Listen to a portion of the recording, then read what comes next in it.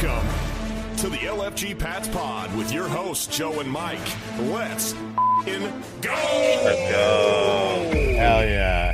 Hell yeah. Deuces. All right. Welcome into the LFG Pats Pod. I'm Joe, and this is Mike with the hat here.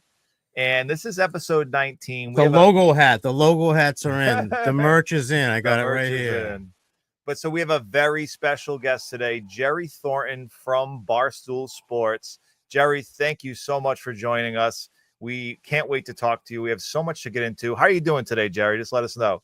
I'm doing great, Joe and Mike. It's really the last few days, and a couple of years ago, I moved down to the beach down in Plymouth. I won't give it out too much details because I don't want some crazed Jets fan showing up in my living room like, Donnie Wahlberg at the beginning of The Sixth Sense. But it's the last few days. The weather has changed, and it feels like frigging football weather. It's like I love it. that song, The Boys of Fall. You know what I mean? Like it gets to that time and you just automatically switch from it's training camp mode to wait a minute, we're coming up on the final preseason day. I haven't coached football in 10 years. I still feel like, all right, I got to get my kid down to the field and we got to start working on warm-ups or whatever. So it's an exciting time. It's a great time of year, and it's the more we get to talk Patriots football, the better off I am, the happier I am. I love it. Yeah, we've been seething for this, right? This is like, you don't want to wish away summer, but now we're getting there. We're almost there, and it's great. He's right. You can literally feel it in the air. Exactly. You can feel the winds changing, and football weather is upon us. We're all incredibly excited about That's right. it. So we have a lot of great things to talk about. A lot of you ladies in the audience, it's pumpkin spice weather.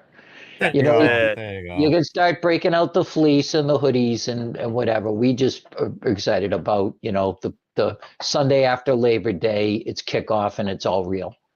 Absolutely. Yeah, and so we have a great show today, everybody. We're going to talk about the state of the union of the Patriots. We're going to talk about kind of the preseason, the offseason, and we really want to hear what Jerry Thornton has to think about this upcoming season. But before we get into that, we have to talk about our sponsors. So Rogue Island, as always, Rogue Island Kitchen and Bar in the heart of Providence. Check it out.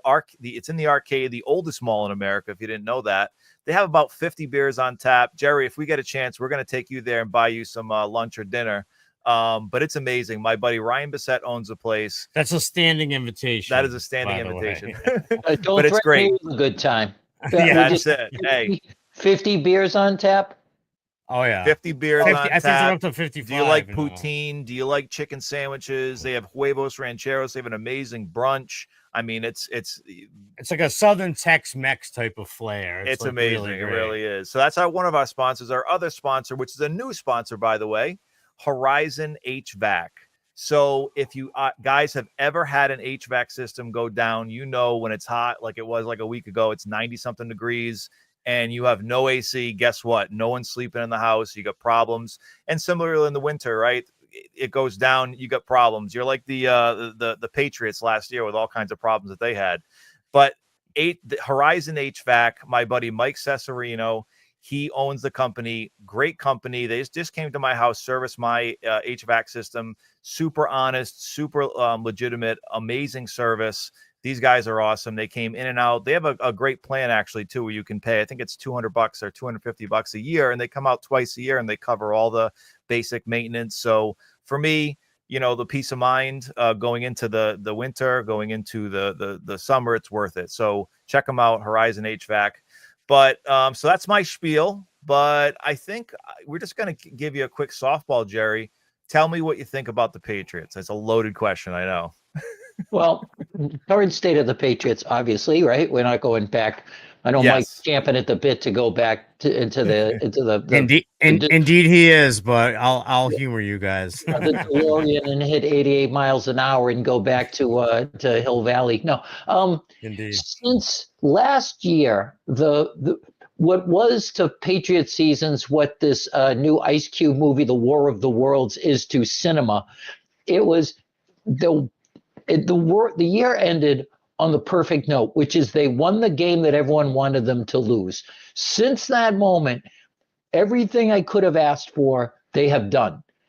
Beginning an hour after that game where they fired Gerard Mayo, for a lot of reasons, many of which were not his fault. He was in over his head. He was, elevated too soon. He didn't have a contacts list in his phone that he could populate like his support staff with, a lot of reasons. But anyway, they fired him, as I heard recently, in the middle of like dinner. Then they did the thing I needed them to do most, which was hire Mike Vrabel, who then hired Josh McDaniels, who then, brought in Doug Marrone to coach the offensive line. And from free agency, they filled some holes there to the draft. Okay, we're with 4. We're not going to get some freakish, unique talent like Travis Hunter. Let's get Will Campbell. Let's plug that hole for the first time in 10 years. Then you end up with Travion Henderson falling to them at 38. Like one thing after the other, fellas, they've done what I've wanted to do, to the point where I've been calling this the summer of hope. And I stand by that.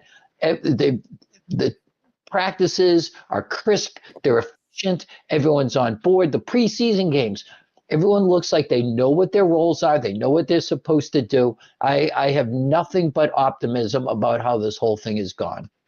So that, and obviously you were there last year to see the Mayo regime.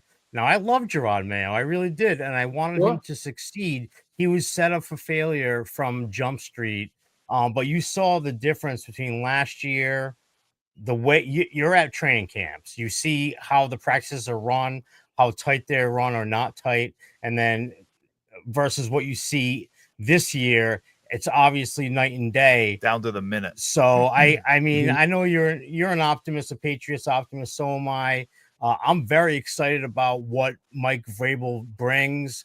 But what do you think the most important thing that Mike Vrabel brings right now in order to reestablish the culture with this team right now? Okay, it's in any line of work. No matter what, if you're in a position of leadership, and I don't care if it's the military, I don't care if you're managing a Cinnabon somewhere, I don't care if it's a football team, people that you're in charge of want to know 2 things. You're competent and you're authentic. And it has to be both. There have been lots of coaches who have come through different sports who just came right across in the beginning as phony and disingenuous. Some guys can win doing that, but it's not very long, and the odds of it are really short. Mike Vrabel tells you exactly what he thinks. He's direct, but he's not abusive. He's been there. He understands it. He also comes with a resume. He's been around a lot. Last year, he's already talked about how much he learned just from being an assistant kind of at large with the Browns. Like, I don't even think he had a job title. He was just kind of there. And I think what he did was he picked up new things and learned from that. He's got connections. He's got players that have played under him. And every one of these things has benefited him. Like, so his practices from the beginning, Gerard Mayo, and this was kind of good to cover the team, the way he ran practices, which was the equivalent of like the CYO coach rolling the ball out onto the court and just going, okay, 5-on-5 guys, let's play. He did that. He did so many 11-on-11s, more than I've ever seen, which is fun to watch and you can draw conclusions or whatever, but it's not conducive towards teaching guys.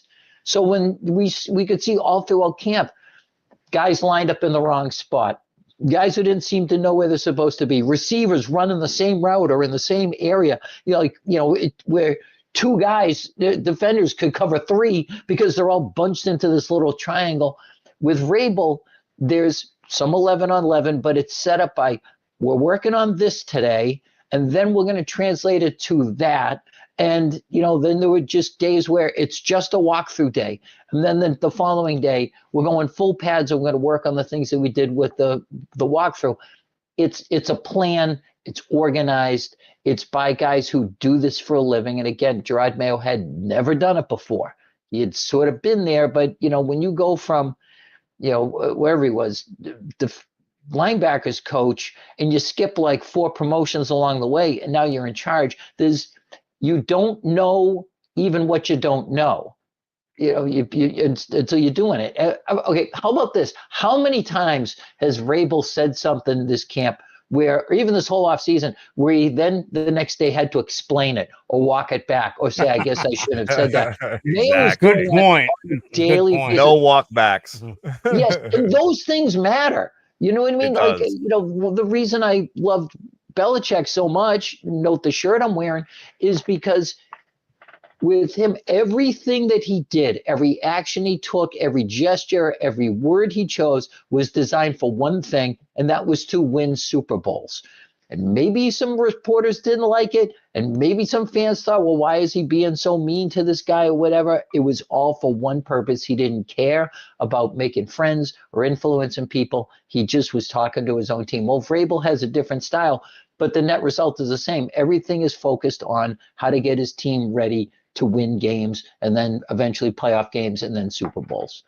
So so now that you mentioned that, I have to ask, because we all have our feelings about Bill Belichick, good, bad, or indifferent. He obviously did everything to change our franchise around. And I know you are a Bill Belichick supporter, as am I. But while we're on the subject, do you think that his legacy is tarnished at all with the recent events since he's left the Patriots, just flat out? Is it tarnished at all? It's like, I know it's loaded. right. No, but it's like finding out negative things about like Eisenhower. He saved the world. Right. He put together a coalition of like allies, and he defeated tyranny around the world. If I found out later that, I don't know, he said some mean things to people, or, failed to come up with a battle plan in the Pacific or whatever, I'm willing to accept that that's the price of us learning more about a guy. Belichick, clearly, Brady wins their divorce. That's plenty obvious. I'm seeing more and more now how his drafts, especially the further we got into them, just failed. We're probably on the verge, fellas, as you and I are talking, of seeing the end of the careers of Kyle Duggar and Anthony Jennings, which means that 2020 draft, where the You guys wrote an article about that today. I saw your article today about that. Absolutely. Yeah, it was in the context of how Vrabel is clearly transforming this defense, meaning we have a new defensive scheme for the first time in the 21st century, because Belichick brought the one that he developed back in his young Sheldon days. The two gapper versus the one gapper, right? Yeah, and it adjusted over the years. It evolves. They all do, but it was essentially his defense, and now we have a new one. Well, with Duggar and Jennings apparently out the door, and I believe the reports that they're listening to trade offers on them, means that whole 2020 draft where they took 10 guys, the only one that will be left from it is Christian Barmore. Uche was here for a couple of years, didn't play a lot of games, was never more than a part-time player. You had the two tight ends, Devin Asiasi and Dalton Keene. Yes, yep. Kids, look them up, Google them. You won't remember their names. Well, I think between them. Do they have a page? Yeah, exactly. I think between them, and I'm not exaggerating when I say I think they had 12 career catches. It's just, it was such a disaster. And now we're looking at Cole Strange, again, as we speak, and nothing's etched in stone here, is at best the backup left guard. He was a first-round pick, and Belichick got laughed at by Sean McVay for it. So, that's the kind of thing that, as much as I will, take a bullet for Belichick, I have a card in my wallet that says organ donor, but only if Bill Belichick needs it. Everyone else, you're on your own. I've told the Irish Rose, it's the writ of prima nocte, like in Braveheart. If he we're going to have to give that to him. But the fact is, this flaws there. There's going to be. He was here for 20-something years, but I will never forget that he built this from nothing. Not only won 6 Super Bowls, went to 9, went to 8 straight AFC championship games. He's got like 2.5 seasons just of postseason games on his resume. He won 11 games with Matt Castle. He sustained this thing. He managed the salary cap in a way that this team was never non-competitive. There's a mind-blowing stat that comes up on Twitter every once in a while on X, and it just came up on my feed the other day, and I love it so much, where they say that in Brady's career, he never once took a snap in which he wasn't eligible for a playoff spot. Yeah, it's insane. It's absolutely wild. Bananas. Absolutely. Wow. I did not. Was never mathematically eliminated from a single snap in his entire career. I did not know that. Absolutely wild stat. Because he's got a million of wild stats, but that takes the cake. I look back on week 3 of the 2001 season when we were 0-2 and ranked 32nd power rankings in the league. And if you still rank that way, then I'm very surprised. And if that's the case, then it's an astounding stat. I've never heard that. It'll probably never be accomplished again. But so I think, and you can be one of those that was all Brady and he was, Belichick was lucky. I will remind you, if you're that person, I guarantee you used to make the argument the other way too. If you were arguing 100%. Brady versus Peyton Manning or Patrick Mahomes or whatever, so well, he's lucky because he had Belichick. Like they tried to have it both ways on that. The fact is, it was an incredible collaboration. But the fact that Belichick took over a team that was in salary cap jail to the point where, it was like the hole in Shawshank that they used to throw Andy down because he asked the warden if he was obtuse. He obtuse? How dare you? Yeah, exactly. That's the worst insult anybody could ever throw anybody. The best 50s insult you can come up with is obtuse, by the way. We're big Shawshank guys over here. So, I can talk Shawshank all day long. Yeah. But I think the key thing here is... You can stay in here, or am I just being obtuse? Well, was it Colossal prick managed to sound magnanimous. That's one of my favorite ones. Honestly, how often do you look at a man's shoes? I don't know. How many, go all day long, yeah. How many guys Belichick cut to save money on the salary cap, and you would save like nothing because they had fully guaranteed contracts, or they were playing for other teams, or they're out of football. So anyway, he built this from rubble. He built this incredible empire. Brady, if he had been drafted by San Francisco or the St. Louis or whomever, probably never becomes Tom Brady. I guarantee you he doesn't win 6 Super Bowls for one team. It was the perfect marriage. Flat out. You can call this horse or that horse, but it wouldn't have happened if they weren't both together to do the thing. Right. If it was not, it was Lennon and McCartney. If it was just...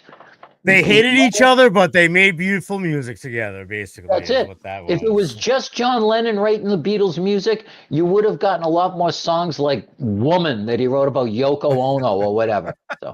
Boo. Yeah. The collaboration is what McCartney writing Say, or Ebony and Ivory or whatever. He had some dreck, but together it was pure magic. That's who I call Hudson, by the way. I call Hudson Yoko Ono. I love that. Separate, they were Drek. Together, they were gold. I'm going with that one right there. But so getting back to Vrabel, I think the key thing here, and that you just talked about this, Jerry, it's very clear, and we've talked about this in previous podcasts. Mike Vrabel is clearly at the point where he's like, I am going to clean house and everyone's going to get on my train, and that's it. And you can see it now and we kind of talked about Kyle Duggar and Jabril Peppers. Are they redundant? And we've kind of been like, he's kind of been on the bubble for us for a little while. And then you start to see it throughout training camp. Craig Woodson, Hawkins having bigger roles.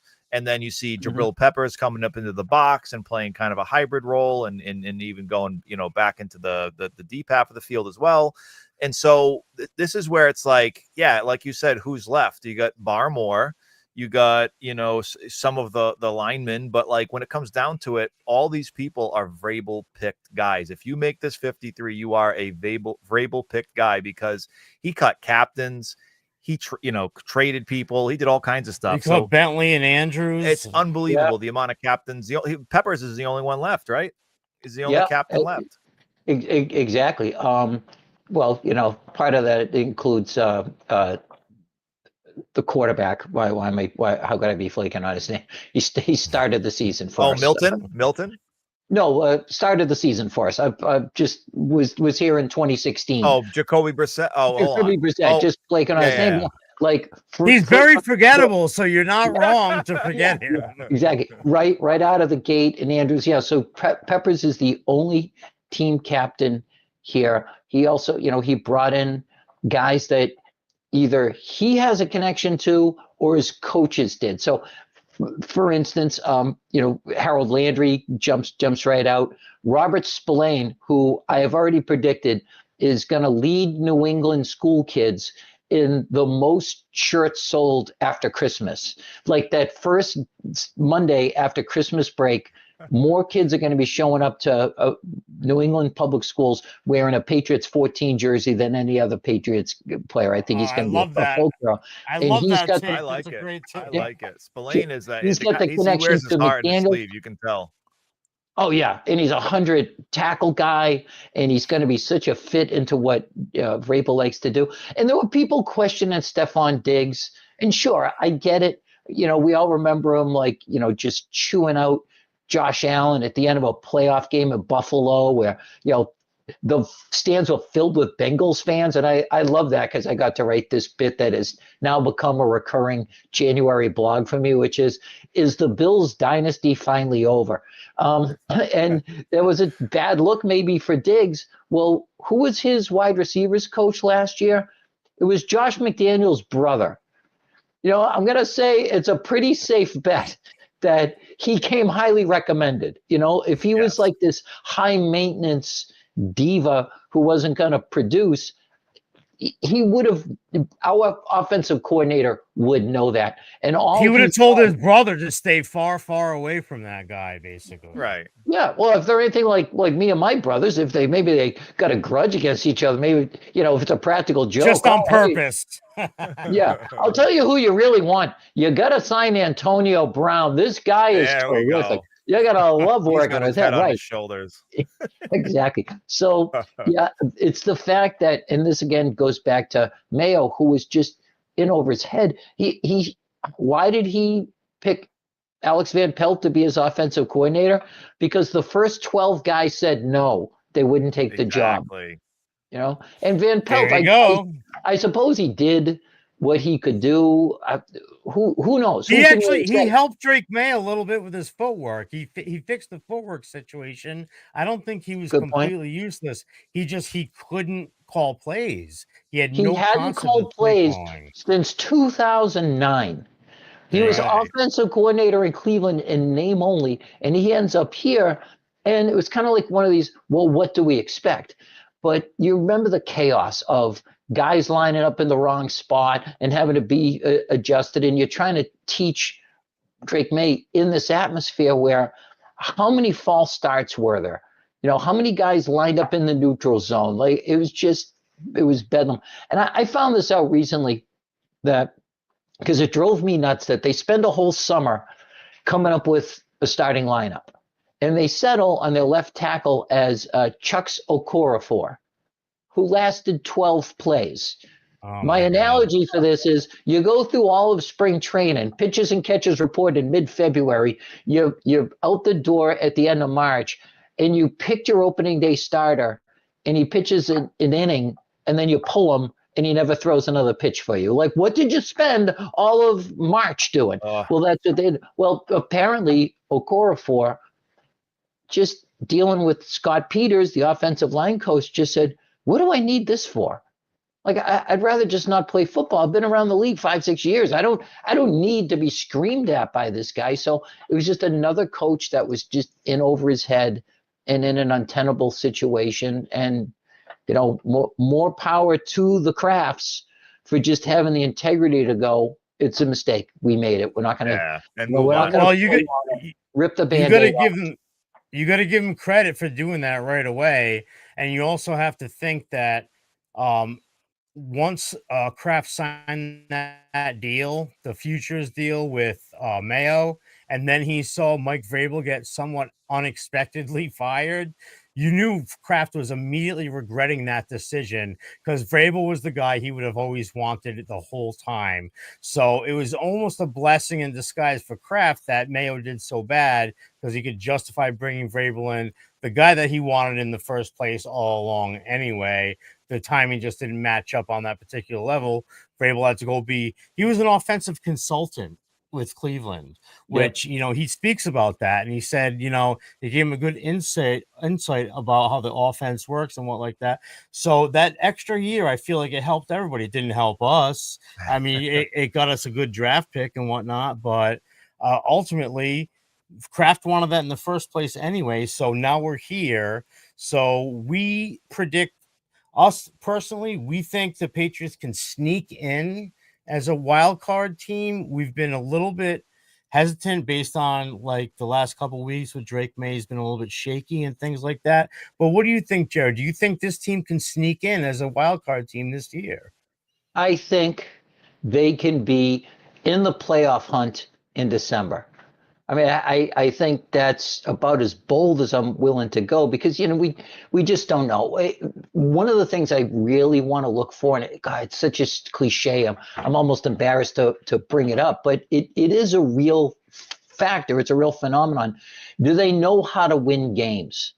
And that's the thing. Simple, right? What they did right up until 2018, I guess not quite 2019, given how the season ended, but they just knew how to close out games. They knew how to not make the mental errors. Think of it like tennis. Like sometimes, you can be evenly matched with someone, but they can just keep returning the ball until you screw up.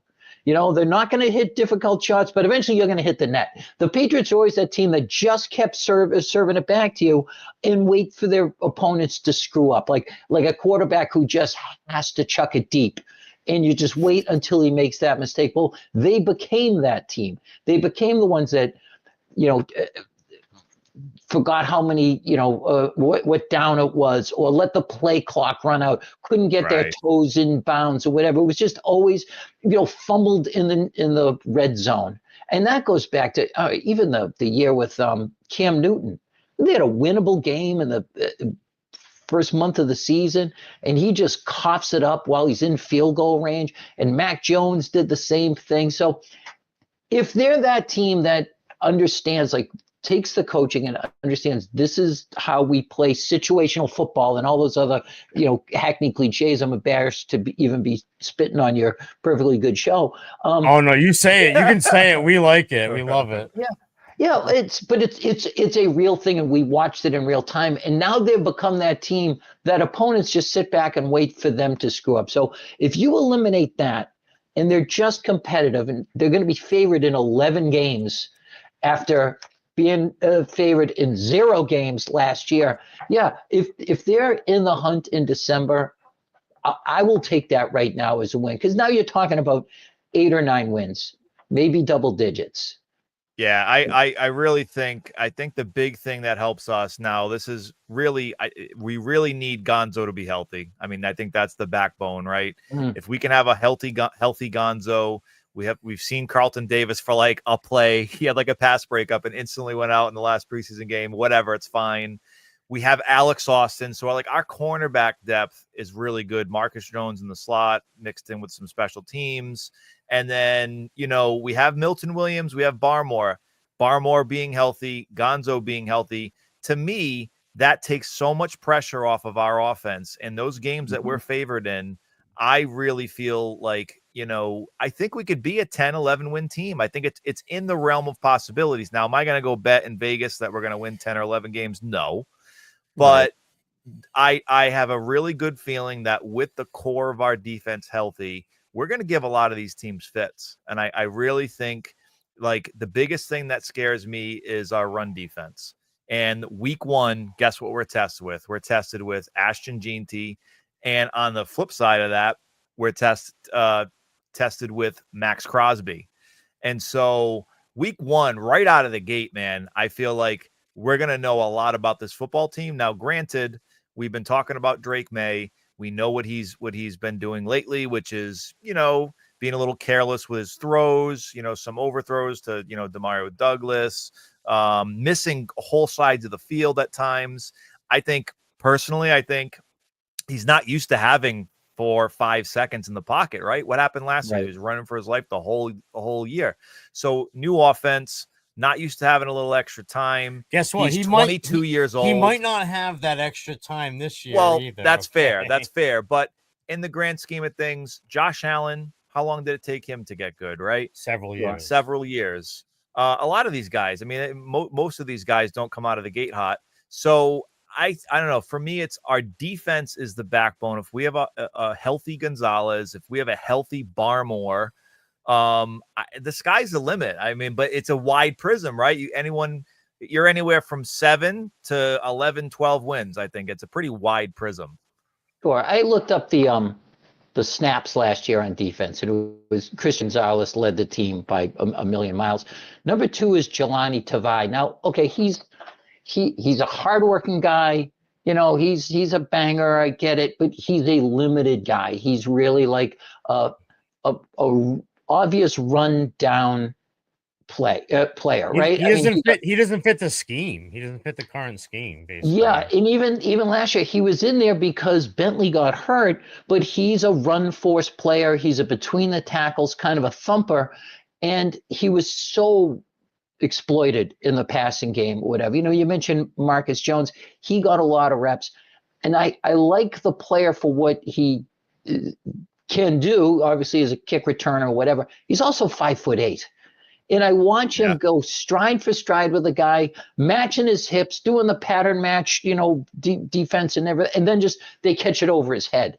So you mentioned him in the slot. Yes, if he's in the slot against smaller guys, if he's but they're asking him to guard tight ends sometimes. Right. It's unacceptable. 100%. And that's not going to happen this year. You know, you put him on Tyreek Hill with help over the top. I trust he can practically stay with Tyreek Hill. I say that because not many people can, but I will take my chances with that. What I don't want is him lining up against a 6'4" guy, you know. And you know, Craig Woodson, the safety, he has worked his way into the starting rotation. I feel good about that. Hawkins as that center fielder guy.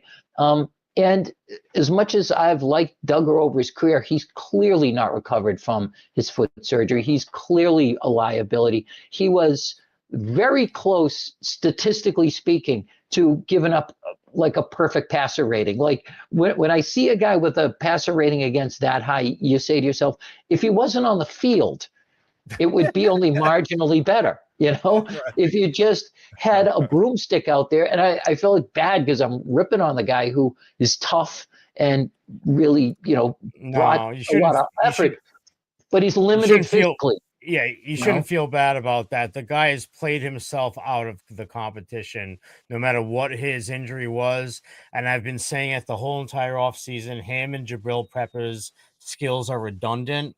But Jabril Peppers is just highly superior at all of those skills. And now you have a 3 safety set. And so what we're going to see, I keep saying it, is the 4-2-5. We're going to do a 4-2-5 nickel with 3 safeties out there. You're going to have Peppers lining up right next to the linebackers. You're going to have Jalen Hawkins as the free deep. And you're going to have Woodson has played his way into that combo role. So that's what you're going to see. And Duggar doesn't have – there's no room for him. He can't cover tight ends, and he can't cover the deep center or a half of the field. Right. So therefore, there's no reason for him to even be out there. So I understand them trying to get on with it, but it's just disappointing because he was a good player for a long time. But it seems like injury or no injury, his skills have diminished. Yeah, and I looked this up today too in the blog that you guys referenced. So Keon White, by the end of the year, was openly defiant about the coaching that he was getting. Oh, for sure, yeah.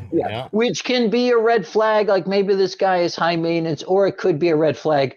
He's right, and he's badly coached. Well, the first, I'm going to get these numbers as accurate as I can with my goldfish memory here, but it was the first 10 games he had 30 pressures, and strike that 35 pressures. In the last 7 games, he had like 9.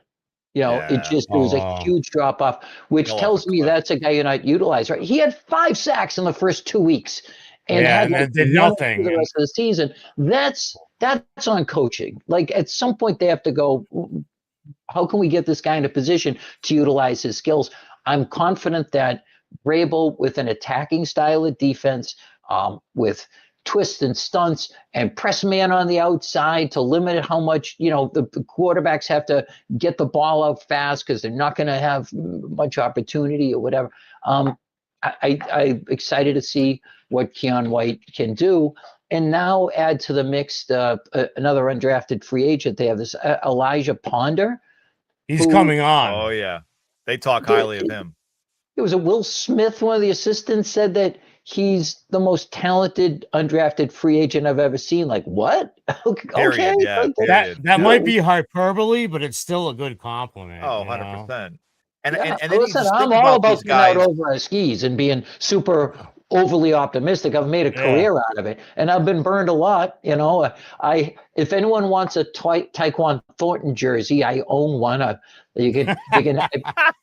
Yeah, but you have an excuse. You have the perfect excuse for it, so it's no worries. Okay, Mike, can I just share this with you real quick? So, Please. when we gave him the number 11, and this is a thing that we're no longer doing here, which I appreciate. I love Belichick and the weird, quirky stuff that he did, but the dumb 50s, the rookies in the 50s. Yes, exactly. So Thornton spends his whole training camp with 51. Then for the first preseason game, they give him 11. Well, 11's always been my number since little league. I love 11. Oh, so the stars aligned on that one. So exactly. You wanted him to succeed, didn't you? Well, I put out a Twitter poll, and it had 3 options. Should I get the Tyquan Thornton's jersey, given the name and it's my number? And the first answer was, well, of course you should. Second possibility was, no, you'll jinx him. And the third was, what are you, 12 years old? Well, yes, you should. Got like 75% out of maybe like 3,000 votes. And wow. I ordered it, and he was on injured reserve before it arrived in the mail. So it's like, lesson learned there. I'm going to hire myself out to fans of teams. You want to get other team's quarterback injured for the year. Yeah, just buy the jersey. I'll buy his jersey. And then you reimburse me, pay me a couple $100, I'll buy the jersey. I'll do it for anyone you want. I'm a mush. I'm a total mush when it comes to jerseys. Do not buy a Trevion Henderson jersey ever, please. Yes, exactly. You know what? Oh my Lord. Venmo me money, everybody, or I'm going down to the pro shop and I'm buying one. No, I would never do that, but it would be a nice little money maker for me. But the point being that I get overly optimistic about a lot of Patriots rookies, new faces, undrafted free agents. Because you want them to do well. There's nothing wrong with that. You want them to succeed. Right. It's blown up in my face like a cartoon cigar on numerous occasions, but that's not going to stop me from being ready to love again. And that's what I'm willing to do with all these guys that we just mentioned. Mike and I have been huge on both Lan Larison and Efton Chisholm, and obviously the piece that you wrote talked about that, kind of the changing of the guard there with one UDFA to another. But you see these guys and you watch their college tape, and you see obviously Efton Chisholm played the same school of Cooper Kupp, broke his single season record. I think his consecutive catches, I think he had 53 consecutive games with a catch. He beat Cooper Kupp's record. Kupp's record there. Lan Larison, huge, animal at UC Davis, broke a fair amount of records there, and just had an LT-esque type year there, and did everything right. Catches and can the ball. I say that we met his family? Can I say that again without you getting? But we're in the same boat, Jerry. We love the underdog story. We love the 6th receiver. Let's talk about the 4th running back, right? Let's talk about the backup D tackles. We love it because when it comes down to it, those are the guys sometimes that spark and make the team because they push competition up, right? Clearly, Efton Chisholm has pushed that competition up in that wide receiver room to a point where in the beginning of the season, we were saying, are they really going to cut Jalen Polk, a 2nd-round pick from last year?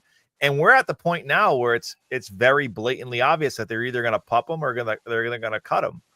So what do you think, Jerry? You think Jalen Polk, well, Chisholm also, but does Jalen Polk have any chance of making this roster at all? Right now I'm saying no. And I was under the impression back in spring that, Chisholm was the the new face, the media darling. Yeah, he jumped out at you a little bit, but we'll wait and see. I really felt like Polk was a guy that genuinely was done dirty last year by, as Elliot Wolf said, they threw a lot of stuff at him. If you remember, like, you ask yourself, what position did he play last year? It was Right. a wide out, but was he an X? Was he a Z? Was he a slot guy? They moved him all over the place instead of doing that thing that you really need to do with sometimes is say, do this thing and learn that. Okay, now that you've mastered that, let's add this thing. Now that you've mastered those two things, let's go on to the third. And I don't think they did that with him. And I really thought that the one that they couldn't recover, that kind of lost leader, you call it in business, that they were just, a sunk cost on this player was Javon Baker.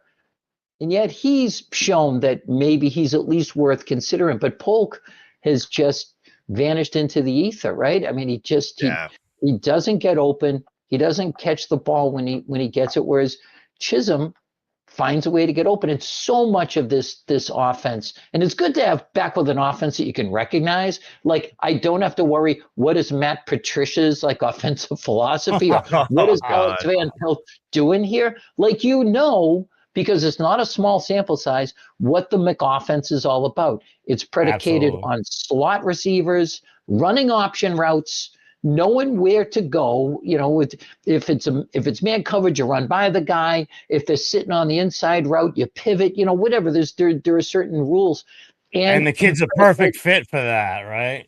Absolutely. It's not about straight ahead speed. It's about short area quickness. It's about footwork. It's about efficiency or whatever. And we've seen so many guys who can master that excel in this system, and they don't have to be first round picks, and they don't have to be superstars. They can be, Wes Welker, undrafted, had 100 catches in 3 seasons in Miami, and came here and had 100 catches before Thanksgiving every year.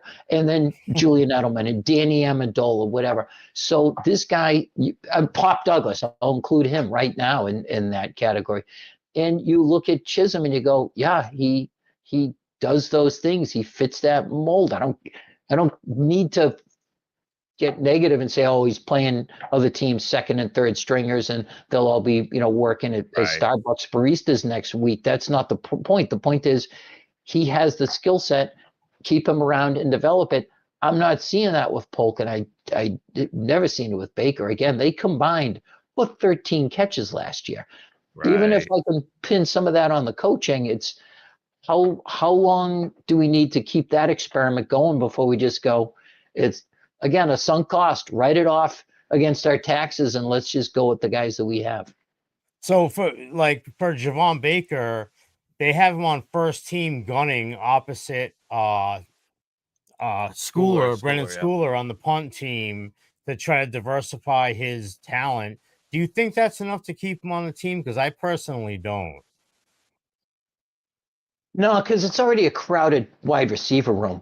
I mean, so you have Chisholm on the team though, right? Because I do. Yeah, and he might not dress every week, but I just don't think that they can, based on what he did in the spring. He had a quiet start to camp, granted, but this is 2 preseason games where he has lit it up. He's breaking tackles. He's getting open with a variety of routes. He seems to understand what the rules are, the options, and getting his quarterbacks to understand that that he's seeing the same thing that they do. And that hasn't been the case with a lot of guys that's come through here in the last 4 or 5 years. So, it's hard to go into the numbers. I kind of feel like 7 receivers with one going to the practice squad, but you clearly Booty has earned a spot. We're working from the bottom of the depth chart up. Douglas has been their best receiver, hands down. I think Kendrick Bourne maybe can be expendable because while he's been productive here off and on, he's north of 30. He might be a little redundant with what Mac Hollins is going to bring, and Hollins clearly is, was a great pickup. Might be a bigger role than we think, Mac Hollins. Yeah, especially since they'll probably carry 2 tight ends. He can fit that role as the sort of, the hybrid SUV guy because he's big. He can be that second tight end in certain sets, and three if you want them. And Diggs at the top, and I who have left out here, but that seems like it's a lot of depth to it, and any one of those guys could emerge. They don't need a couple of 1,000-yard guys. I would love to see Diggs approach that. It would be nice for a change. This I've been we've all been screaming for years. I want a guy that opposing defensive coordinators have to game plan for. Is that too much to ask? No, it's not. Well, this guy's a problem. So, fellas, we have to figure out a way to stop blank. The last time they even gave a thought to having to stop a guy, it was Julian Edelman in 2019. Yeah. And I still don't think we have that guy. They have to game plan around. So I think there's two things here. Obviously, Trevion, right? That's the obvious answer. Now, that's obviously a different position. But on offense, Trevion will be that guy. And I think another guy that really hasn't gotten a real fair shake right now is Kyle Williams. Kyle Williams has been in with Josh Dobbs. And if you watch all 22 Kyle Williams, he is open half the time at worst. And he's putting a route clinic on every single. Now, granted, everyone's going to say he's playing against the second corner, the third corner, whatever. Like you said, they'll be at Starbucks or wherever they'll be working after their cut. But Kyle Williams, I really think he can be that guy. If not this year, I think as early as next year. He will show us. He will have flashes, and we'll see it. And I think we're gonna be frustrated at times because we need to have Drake May be mature and get through his reads. But Kyle Williams will be wide open. I guarantee it. Now, hopefully he gets hit with Drake May versus Josh Dobbs, but I think he can be that guy. And I don't know. What do you think, Mike?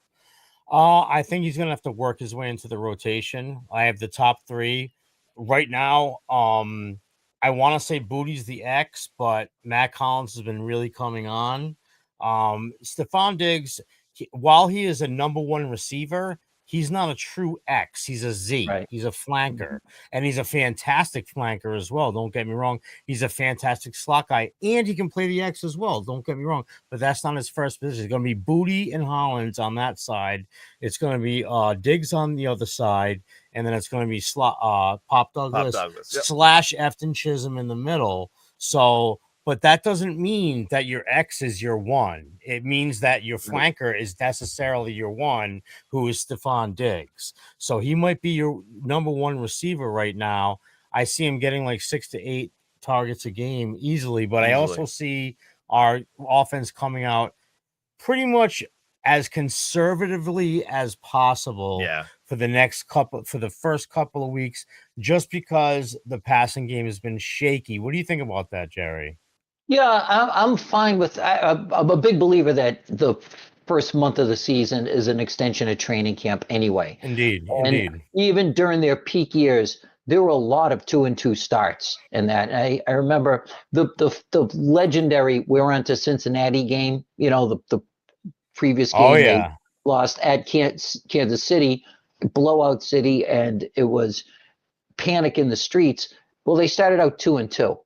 The end of the year, they win the Super Bowl, but the final 4 teams in the NFL. So that was Seattle and Green Bay, 3-3, 2-2. It was the Patriots and Indy both started out 2-2. So it's okay to, figure out what you have, win a couple of games. You don't have to come out of the gate 4-0, as long as by the time you hit October, you understand what you have. And so let's say Kyle Williams, bring him along slow, but once he establishes that he can be that guy who stresses defenses deep, like a lot of people made a lot of noise about that sideline route to Mac Hollins, where May was flushed out of the pocket, right? And, Pop Douglas took the safety deep, and Hollins knew what to do when he went to the sideline, and May hit him on the run. That was beautiful. Well, Williams was on the backside. Wide open. Right. Okay. I don't fault May all that much for missing it because there was pressure up the middle. He had to escape the pocket. He's not necessarily going to look at a guy on the backside of the play 60 yards upfield. However, That's a good sign. That's on tape now. They know what they can do with that. So yeah, I trust McDaniels to figure these things out again because he's done it and he's got some really versatile pieces that he can move around the chessboard, not the least of whom is Travion Henderson, who the betting markets have like jumped all over him. Fantasy pundits are starting to tell you to draft him. National guys like Colin Cowherd are saying he's going to be the rookie of the year. So yeah, I think there's a lot to like here, and I don't need to have it all be figured out in week one. It would be nice, but if it takes a month for them to all kind of say, all right, now we understand what we have and how to work with it, fine with me. That's still puts them in a position to make a good run down the stretch. Yeah, I think they have. I think Kyle Williams will rotate in with a lot of those positions. We're both we're calling Henderson TV Henderson.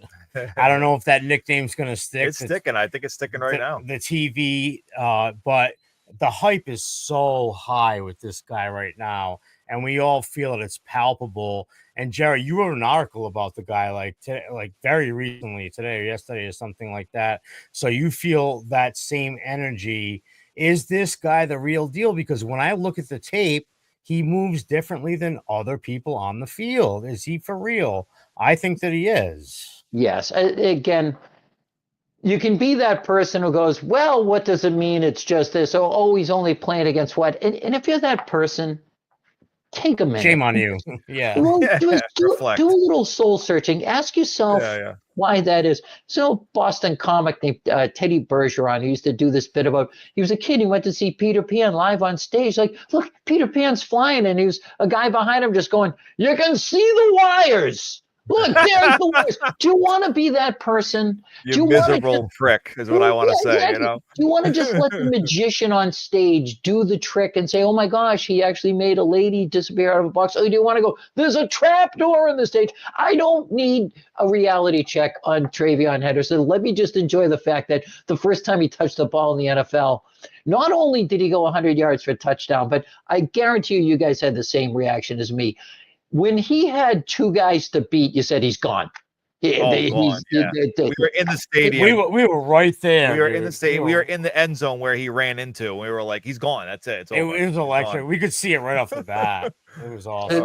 And Mike drafted him in our fantasy league, and he's gonna rub that in my face the whole season. And I will love it. I don't even care. I love it. I got him. And it's not just that, it's his Pro Football Focus grades. Make of those what you will, but he's, great in the passing game. He's been good in the running game. I think he's averaging like 5 yards a carry or whatever. What he is an athletic upgrade on a team where we've been screaming for an athletic upgrade for a long time.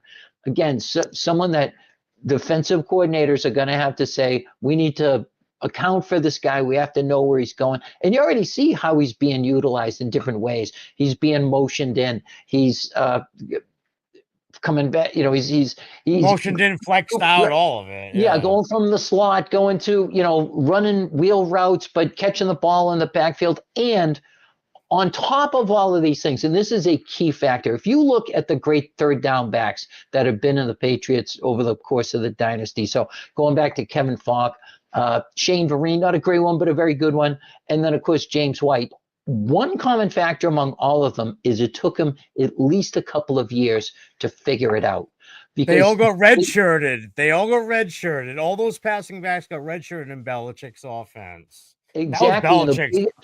And to me, the biggest factor in that is blitz pickup. If you can't do that, you have no place being in the backfield. You don't have to teach him that. Or Drake May. Right. Yeah. And Travion Henderson has been called, the GM of the Colts, I think it was, said he was the best blocking running back I've ever scouted, ever, when it comes to blitz pickup, pass protection, whatever.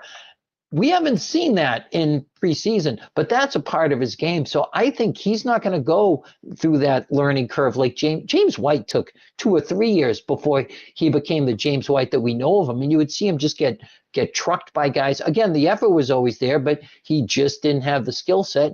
He added mass, like Mac and It's Always Sunny in Philadelphia during his fat years. It's mass. I've added mass. And he became a legend, a future team Hall of Famer. Henderson checks that box already. So, yeah, the sky's going to be the limit what they can do with him. Line him up in the backfield and hand him the ball out of the eye, pitch it to him. He was out of the eye on that touchdown run the other day against Minnesota, just behind a tight end. It was with Westbrook or something. Yeah. Westover, yeah. And he got a block on the outside by Kyle Williams, add that one, and Will Campbell kicked his guy out, and he had a seam, and he hit it, and he broke 3 tackles. Right now, I think it's a better challenge to try to find the flaw in TV Henderson's game. That kind of works. I agree. I'm glad he's workshopping checking it. He's workshopping it. It's better than the nicknames that they're having for Chisholm. Oh, God, I don't get it. There's a lot of stuff there that's and all this shit. Yeah, there's some NC-17 stuff going on around there. I'm like, no. I don't want to hear. You guys are all gross. What the heck? Yeah, get your mind out of the gutter. I don't want Bob Sochi saying those things in between sipping his Bigelow tea. I don't want that. I can connect the dots. I don't want anything to do with it. Going back to Henderson here to get us back into the out of the gutter. But even you could tell even at the joint practices, they smoked the Vikings with that wheel route, I think once or twice. And then in the game when we tried it, they brought the safety over the top. And in my mind, this is awesome because now we are already in, TV Henderson's already in people's heads. Yeah. And there's a few things, obviously, you can do there. You can have them come back. That takes the top down and somebody can get over there. Exactly. Or Kyle Williams, Diggs, Booty, send them in the same vein and say, okay, you pick one. Do you want to take TV Henderson in the flat over here, or do you want to take Booty the deep? And so to me, this is where we have that, X factor where now our offense gets a little more potent. Now we have a little more, hey, you can pick your poison here. Do you want to take this or do you want to take that away? So I don't know. They've gotten them open on a mesh concept a time or two. I mean, the sky's the limit. And this is a point I think about May as well, is he seems to be grasping this offense, which has not been for everybody. And I think, McDaniels has plenty of years of experience. He's been around the league some. Not all his stops have been the best, clearly, like the fact that he's gotten 2 head coaching jobs and didn't make it past Halloween on either one of them. It says a lot. He's born to be an OC. Exactly. He's not going to get hired away now. So that's a plus. If you've watched that Forged in Foxborough series, he's comfortable working with guys. I don't get why he left so many burned bridges behind him in Las Vegas, just based on his demeanor. But you can see he enjoys teaching. And May, and people are nitpicking how some of his practices have been and whatever. He does seem to grasp it. He's not turning the ball over. He's not making bad decisions. And I will remind everybody that McDaniels last year here was 2021. He had rookie Mac Jones throwing to Bourne, a rookie Pop Douglas before we know who he was, whatever. And the Patriots were 8th in the league in points. 8th. With Mac Jones in his limited capacity. And I don't want to hear that, they played some bad defenses or whatever. They were 8th in the league in points.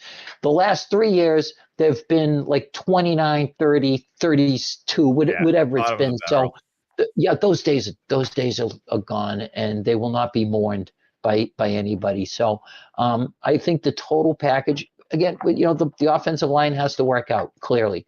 It's a little disconcerting that during the week in Minnesota, they started shuffling the deck there. I just want I just want 5 starters. I want to know who the 5 starters are. It's been a long time since you They're just playing could say combination games for sure with Ben Brown. It's and just a revolving door at left Yeah. guard. Like you thought you had it locked up with Jared Wilson, and all of a sudden Ben Brown's in there, and he was picked up off the street last year. I didn't say he did a bad job, but you just want like better stock into that position. And Cole Strange, who was a first round pick, can't win it, and Jared Wilson can't win it. But I've heard this week in practice, I don't know if I'm wrong, but that Jared Wilson has been taking first reps at LG. So it's not super encouraging, but we're gonna have to roll with the It punches. just means there's no clear winner, right? To me. And then you got Bradbury in the middle, who's a clear liability in the pass blocking. Yeah, he's not very good. And this is where like the worst pressure you can have for a young quarterback is interior pressure. Now, luckily he has his legs, but we don't want to see plays break down from the middle. We really don't this year. But and you hear about these trades, you hear about, Trey Hendrickson, you hear about, Micah Parsons, you hear about Terry McLaurin. I really hope, Elliot Wolf does the non-sexy thing and goes and trades or does something for interior lineman. I mean, I think that to me makes the most sense. Now, I'm all in on them also going for Micah Parsons too. I think that, helps out as well. But sometimes like, the more obvious thing, which is shoring up your offensive line, all this time we've had to kind of get a structured, good offensive line. And we are, how many years without a good offensive line? 7, 8 years? I don't even know. Yeah, I mean, 2018, it certainly came together.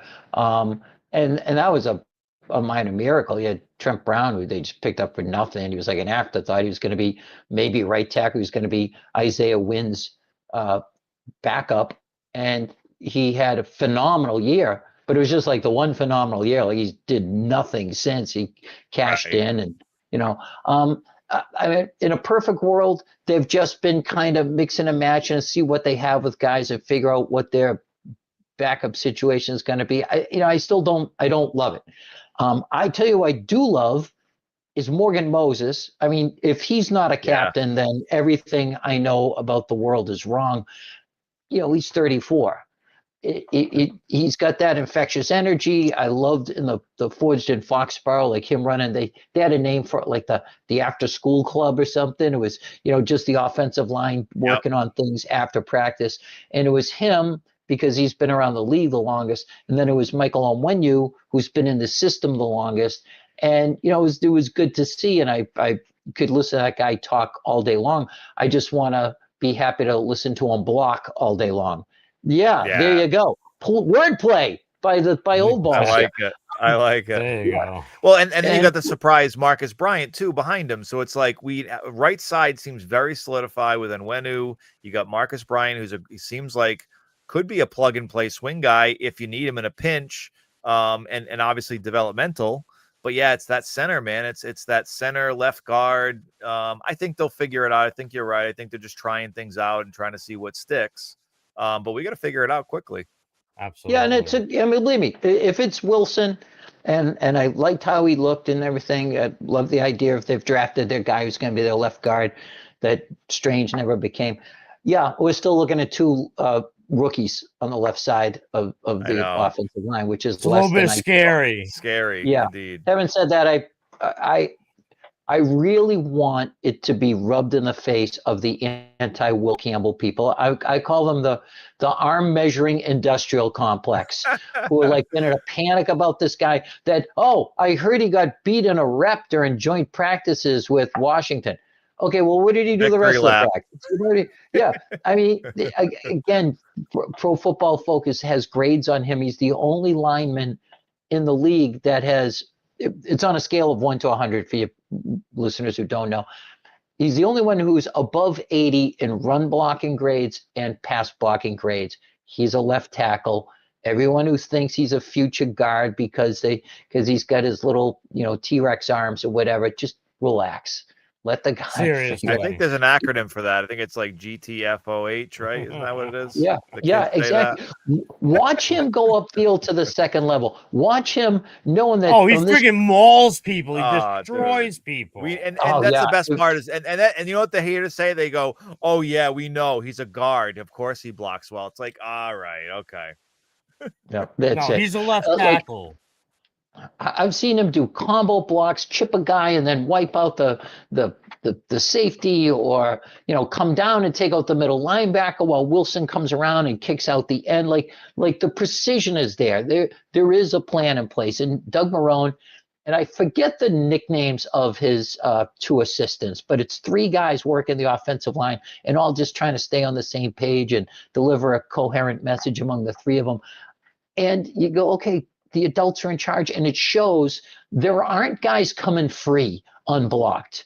There's nobody not understanding that, all right, there's a twist coming, there's a stunt coming. That it's going to be harder when the bullets are real, and you're dealing with teams that have been running these same kind of stunts for years. I get that, but I feel at least at left tackle, they're set. Left tackle, right guard, and it's mission critical that they fill in between them. Whereas last year, they didn't address the offensive line at all. Like, it was a disaster in spring practices. It didn't improve at the start of camp, and it stayed that way all through the season. At least I look at five guys and I go, all right, well, how many plays before he jumps offside? Okay, 2. Yeah. Oh, here comes the holding call. And I don't expect that this year. So right then and there, we got an upgrade. They just coached much better, on Yeah, top of everything else. This is where you look at it, right? And this is, where people want to go negative and they say, oh, we're a 4-win team. Okay, let's talk about it. Did the line get better? Absolutely. It's impossible that we didn't move up to at least, 5, 6, 7, 10 spots. If we were the 32nd worst offensive line, are we now the 22nd or the 25th? It remains to be seen, my friend. But I think we could all say we got better, right? Receivers, right? That was a big problem. We had no receivers. Did the receivers get better? Yes. Right. I think that's a hard yes. And from a defensive perspective, with Milton Williams, Barmore back, got better. Carl, yeah. To me, all these areas, and then you add in the coaching and the weak schedule, It's like, we've been talking about this. It's like the stars are perfectly aligned. Like you said, it's been like, it's been like Christmas Day for us, right? Compared to what we've had for the past 5 years. This is like the close to Christmas Day you get with the Patriots. And so to me, I really, people are like, oh, we're a 7-8 win team. I'm like, all right, like, in the worst case scenario, sure, if everything doesn't fall correctly. And like you said, if the team can't figure out how to win, maybe. But that's a lot of things going bad. That's a lot. It's like injuries, a lot of things going bad. I don't know. To me, I'm standing by 10 wins at minimum. That's what I'm standing by. Yeah, and if you want to talk to the people who are trying to remain negative on this, okay, what about the negatives that haven't happened? That Sherlock Holmes story about the dog that didn't bark. What was the big loss from last year that you're like, oh, how are we going to win without this guy? Right. Who was it, right? There was nobody who isn't on the roster now that you truly mourn. I mean, unless you're really distraught about Juwan Bentley, and I don't mean to disparage Juwan Bentley, but Robert Spillane is a special middle linebacker, and he was replaced. He was upgraded. And also, this is the first training camp that I can remember without really having to go through the archives. The first camp I can remember where there was no negative storylines. There was no Matthew Judon complaining about his contract right there. No. We didn't talk about, well, can this guy possibly step up and become the quarterback we need him to be? Why didn't they address quarterback? Why did they just sign Cam Newton in late July? I mean, I can go on and on and on back to even during Brady's last 5 years here was the body language thing. Well, he didn't come to OTAs. Does he want the door? Is he like, is Rob Gronkowski mad at the coach because he had all these surgeries and he got there was none of that. It's just guys have been showing up and practicing football and seem to be having a good time doing it, playing for a guy who they relate to, who's really into it, who's in the middle of the whole thing, and it's teaching, and it really has been like this, camp, resurgence, a rebirth. Yeah, exactly. The whole vibe is different, right? The whole vibe is completely changed. And yeah, it just feels like we're rejuvenated, we're refreshed. And to me, it's just like you said, what did we lose from last year? Or is it more of what did we gain? And I think it's all what did we gain? We didn't lose anything. Right. So what we have to do now at this point, because we're way over time. I'm sure this man has been a very good sport for us. I really appreciate that. We never got into my questions about the history that I wanted to talk to you about. So would you be willing to come back on any point in the future so we could devote a segment to that? We just had so much stuff to talk about. I didn't get to do it. So would you ever be willing to come back and talk to me a little bit about that? Not on your life. This was a miserable experience. I'm never going to repeat. No.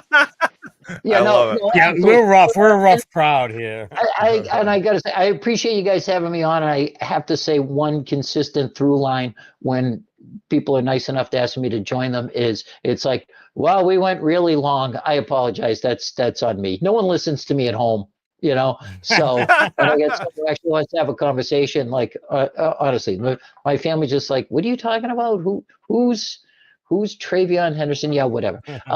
So yeah, I'd love that. We just had a lot, to a big smorgasbord here. And if you want to talk some more about relating old time Patriots to today, that's my jam.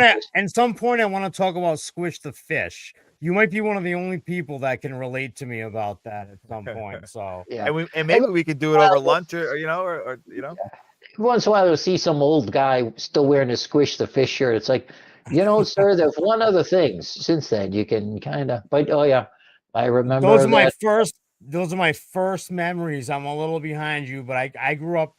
That my first memories was Squish the Fish in 1985.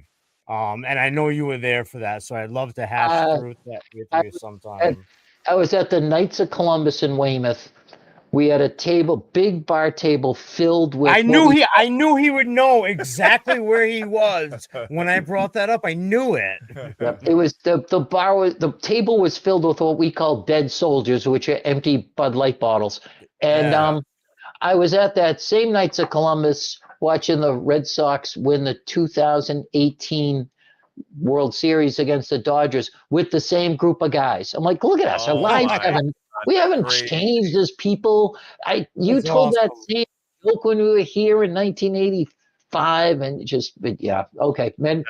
That's maybe fantastic. we do a little so just about Patriots history because I got a million of them.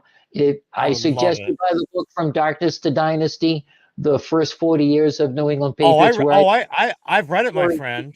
I've read it. I read it when it came out in 2016 or 2017, and I've refreshed myself on it. I also wanted to ask you some questions about Joe Cap. You remember Joe Cap, who basically set the precedent for free agency and whatnot? I know you know about that story too.